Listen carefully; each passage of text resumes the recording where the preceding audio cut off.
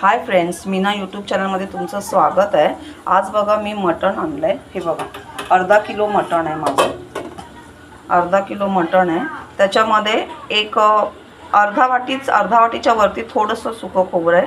हे खडे मसाले आहेत, सफेद तीळ आहे, खसखस आहे आणि लवंग आहे 4-5, थोडंसं जिरं, सौंफ आणि 2 वेलच्या आहेत। 2 वेलच्या घेतलेल्या आहेत। हे बघा 2 वेलच्या आहेत आणि लवंग आहे, काळी मिरी आहे आणि हे एक फूल असतं ना आपलं, हे स्टार फूल, त्याचा एकच छोटासा तुकडा घेतलाय, बाकी काय ना। आणि हे बघा हे एवढंसंच जायफळ आहे, छोटंसं अगदी, आणि 2 मोठे कांदे, थोडासा पुदिन्याची पानं आहेत, लसूण आहे आणि अद्रक आहे, कोथिंबीर मी नंतर ॲड करते। हे बघा आणि आता मी कांदा शिजायला भाजायला तेल टाकून घातलेलं आहे। हे बघा आता वरती हा टोमॅटो, पण अर्धाच टोमॅटो आहे, अर्धा किलोच्या एव्हरेजमध्ये अर्धा किलोला अर्धा टोमॅटो घातला आहे। हे पाणी बघा मी गरम करायला ठेवलं आहे त्याच्यामध्ये घालायसाठी आणि परतवून घेतलं।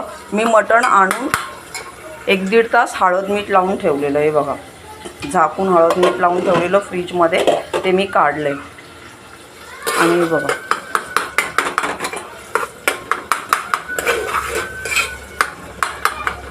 हे थोडासा टोमॅटो लाल झाला की मग मी ते मटण टाकणार, हे गरम पाणी टाकणार आणि एक 5 ते 6 शिट्या घेणार आहे।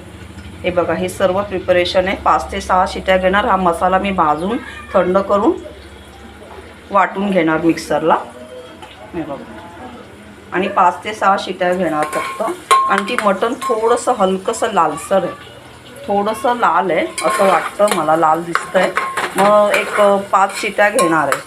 नाही तर मग 4 मध्येच काम होऊन जातं, पण थोडंसं लालसरपणा असल्यामुळे मला 5 शिट्या घ्याव्या लागणार, नाही तर मग शिजणार नाही, मऊ नाही होणार, आणि मऊ नाही झालं तर मग त्याची चव नाही लागत बरोबर। हे बघा हे बघा कांदा आहे, टोमॅटो आहे, हे जरा तेलात थोडं चांगलं परतवून घेतलं की ह्या कढईमध्ये मी सगळा मसाला भाजून घेणार आहे।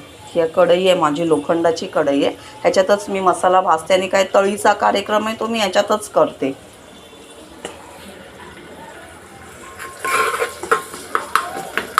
कांदा जरा चांगला लाल भाजला ना की मग व्यवस्थित, नाही तर मग तो कांदा तेलात पवतो, आपल्या कालवणामध्ये वरती दिसतो, नाही भाजला तर तुम्ही व्यवस्थित कांदा।